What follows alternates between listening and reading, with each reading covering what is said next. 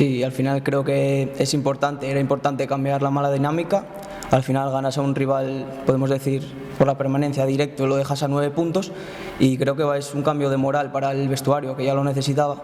Llevábamos una racha mala y es muy importante este cambio, ir hacia arriba ahora con los 2 partidos que quedan de la primera vuelta e intentar acabar de la mejor manera posible, que creo que es un buen reto, acabar bien esta primera vuelta y nos puede marcar algo importante para lo que queda. Creo que la afición se lo merece, se merece una alegría.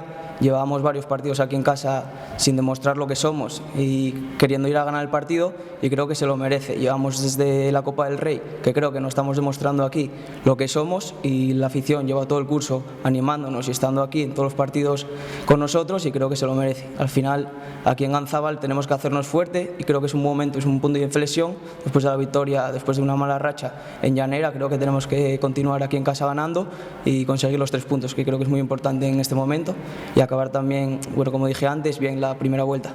Sí, al final es un equipo que está metido en playoff. Si está metido en playoff a estas alturas es porque está haciendo un muy buen trabajo. Encima viene en muy buena dinámica. El último partido ganaron el último minuto y creo que van a venir con confianza y están haciendo un buen trabajo.